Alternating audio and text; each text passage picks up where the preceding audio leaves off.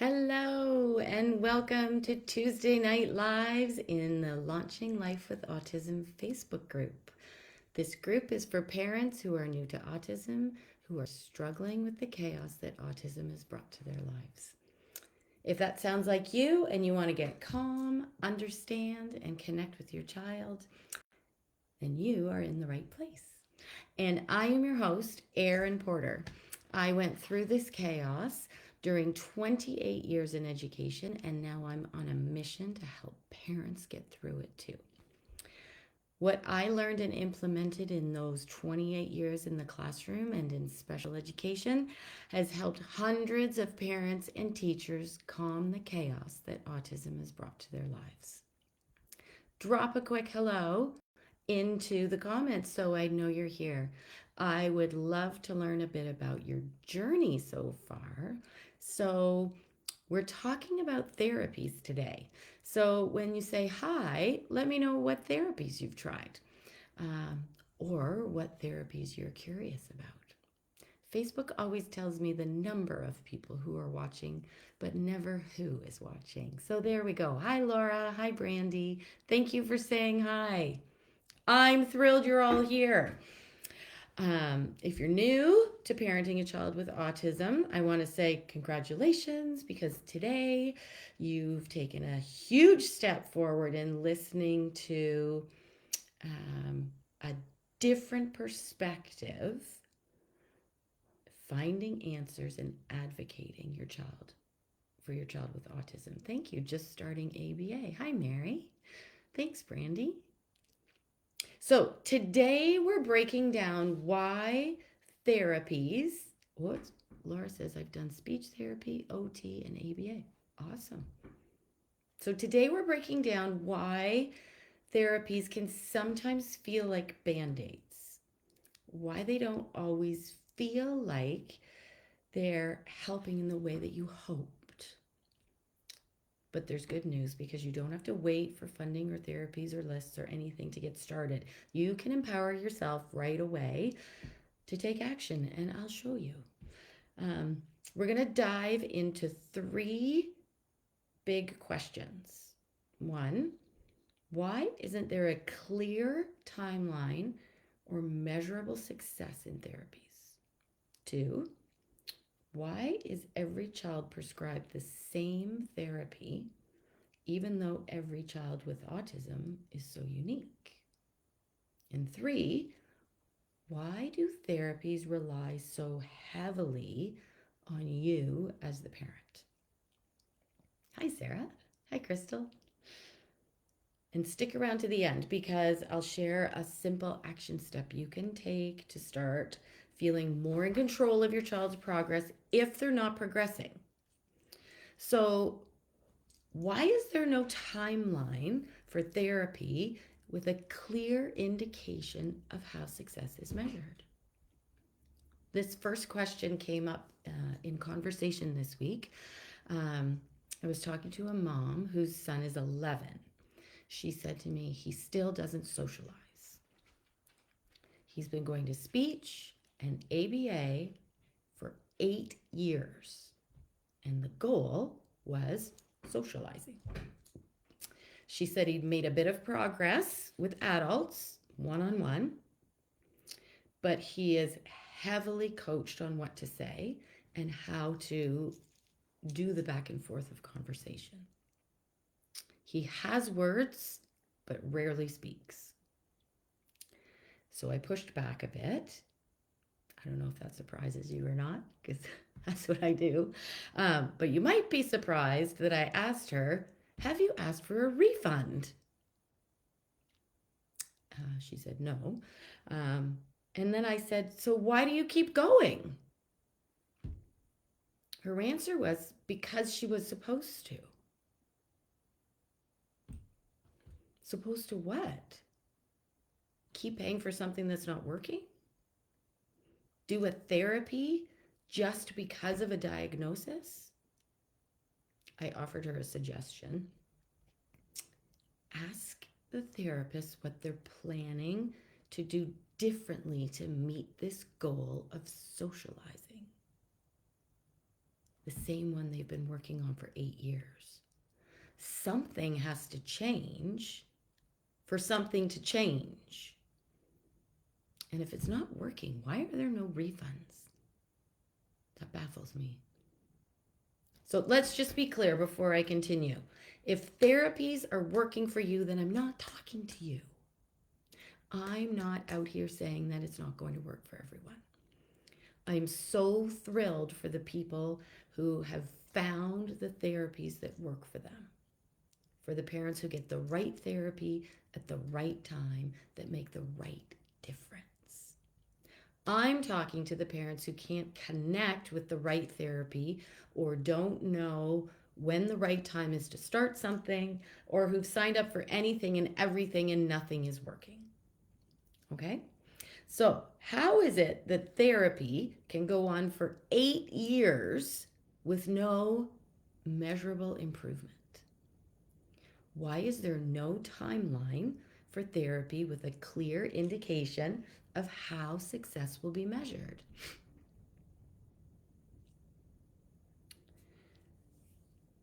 One of the big frustrations is that therapies rarely outline the specific goals for your child. It's like there's a lack of standardized goals. You might hear things like, well, we're working on social skills, which is what this mom was talking about. But what does success look like? For mom, success was, I want to have a conversation with my son. And he's 11. And he's been in therapy since he was 3. And we've still not had a conversation. Without really clear goals, it's hard to know if therapy is working. And those goals need to be communicated. Secondly, there's not much accountability. So imagine buying something expensive without a warranty. That's sometimes how therapy can feel to parents. If it doesn't work, there's no refund, and you're left wondering, what did I actually pay for? It's really a systemic issue that doesn't prioritize outcomes. It prioritizes getting your child into therapy. That's all. Lastly, on the timeline topic, these therapies need custom timelines. Therapy shouldn't be open-ended forever. That mom, to me, feels like that therapy was open-ended and forever. 8 years is a long time to be working on one goal. So you deserve a roadmap. Here's what we're targeting: 3 months, 6 months, 12 months. What are your goals? What are their goals? And if you're not getting that, don't be afraid to ask for it. Ask for specifics.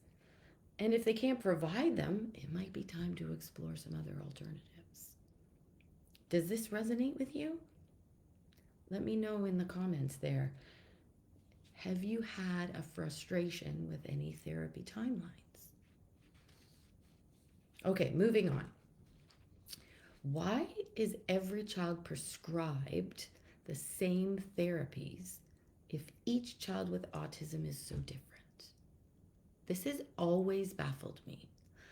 Even when I was teaching, I was confused about why each child with autism in my class had exactly the same plan. So is it just a standard that when you get a diagnosis, you also get told to do speech, OT, PT, ABA, play therapy, and anything else you can get your hands on at any time? It kind of feels like it's throwing spaghetti at the wall and waiting to see what sticks and what works. Like, round up as much as you can with no real indication of why, and just start hammering your child with therapy.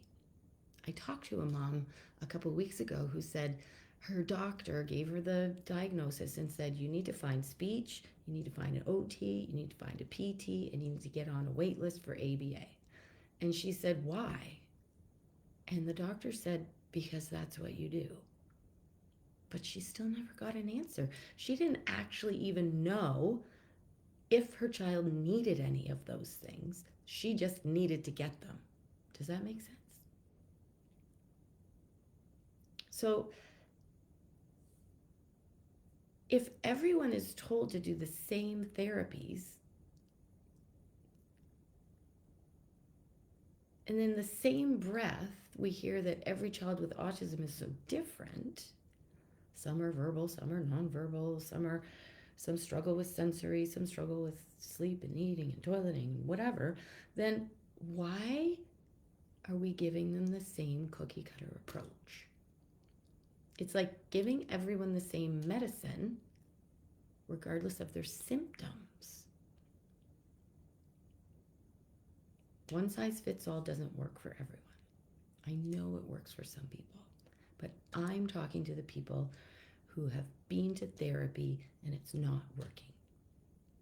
Imagine going to a tailor and being handed some clothing, one size fits all, standard size, instead of something that fits you perfectly. This is what happens with many therapies that aren't working. They're not individualized. Your child deserves the strategies tailored to their strengths and challenges. Strategies that focus on goals that also hold the therapist accountable for meeting them. And you know your child best. This is where you, the parent, becomes the expert. Therapists see your child for only a few hours a week, sometimes a little bit more than that. That's why it's important to trust your instincts and advocate for what your child needs. For example, this is a real example from our group. If your child is in ABA and the goal is toileting, but your child's been in ABA for quite some time, years even, and they still aren't toileted, what's going on?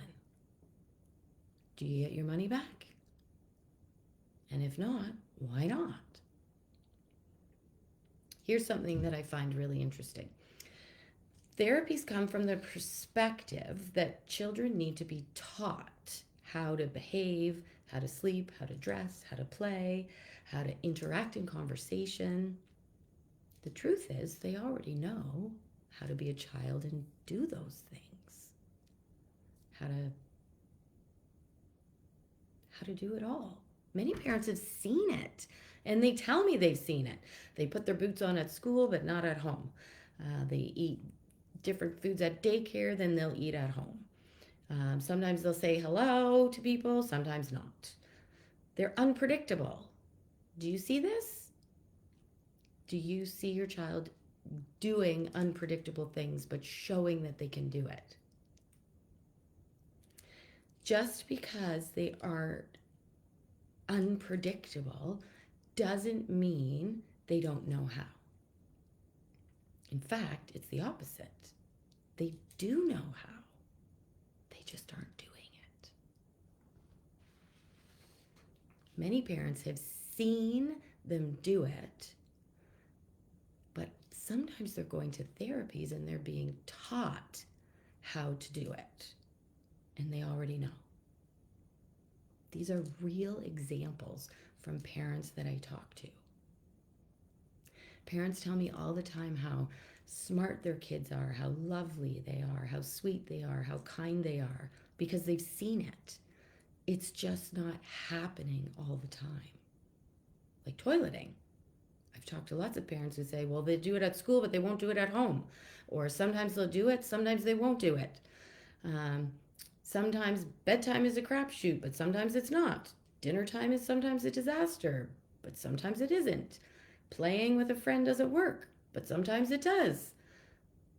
Your child already knows how to do these things. This is why the therapy is not working for those people that it's not working for. They don't need to be taught the skills. You need to look in a different direction. Why are things so inconsistent?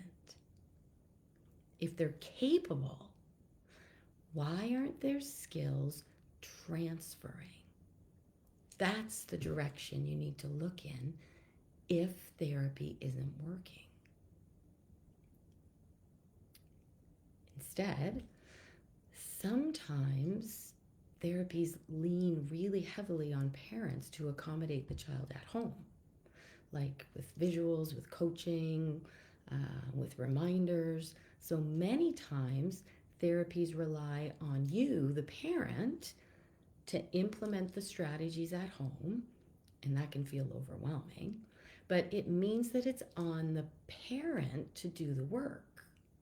If the child requires the parent to coach them,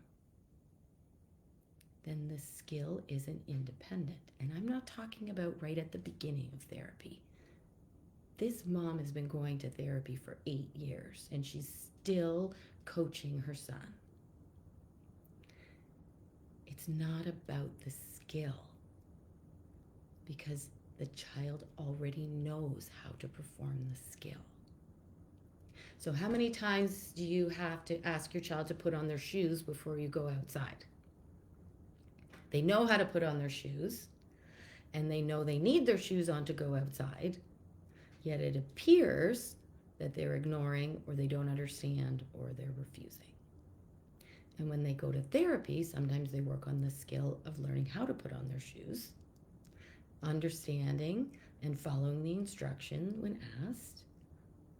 But none of that creates an independent child who just gets up, puts on their shoes, and goes outside when it's time to go outside. Everyone is looking in the wrong direction when therapy isn't working.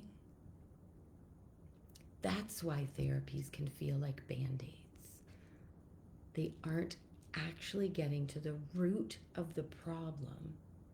And the root is not skill-based. It's about self-regulation. Your child is inconsistent in their behavior because they don't have the self-regulation to generalize their skills. Your child's therapy can feel like a Band-Aid because they already know how to do the skill. So teaching them to do the skill is redundant. Your child's therapy can feel like a Band-Aid because it's you doing the work. Nothing is being handed over to your child so they can be independent if you are doing all the coaching and all the reminding. Even though they have the skills, may show you that they have the skills but don't do them. If you stepped away from all the coaching and reminding that you do all day long, would they get through their day? If you're struggling with therapies working, I want you to ask the therapist about this. What do we have to do to create independence? Because I'm assuming you don't want to coach your child through everything for their life. How do we create independence? I said the same thing to the parent of an 11-year-old boy. If you've been doing therapy for 8 years and your son is not independent, you need to ask why.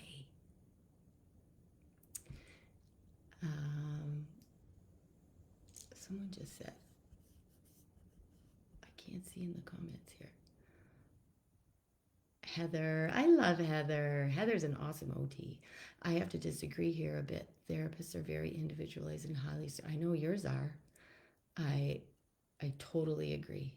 Totally agree. And I highly recommend Heather if you need an OT and you live in London. Many therapists focus on self-regulation. I think we have to be cautious to put down therapies. Okay, I just want to make sure that you understand. I'm not putting down therapies here. I'm speaking to parents who have said to me that therapies feel like Band-Aids. That was directly from a post from someone in our group.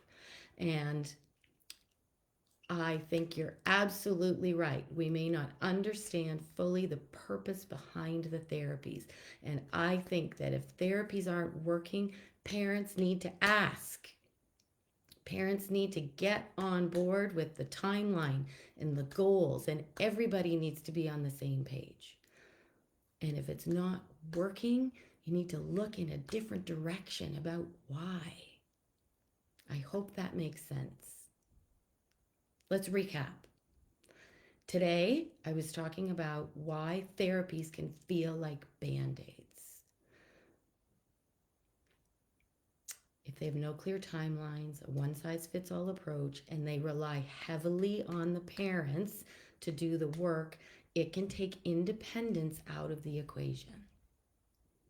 And if you're not getting your results or answers or your money back from therapies that haven't worked, and you're ready to take charge and learn what you can do, then let's just keep this conversation going.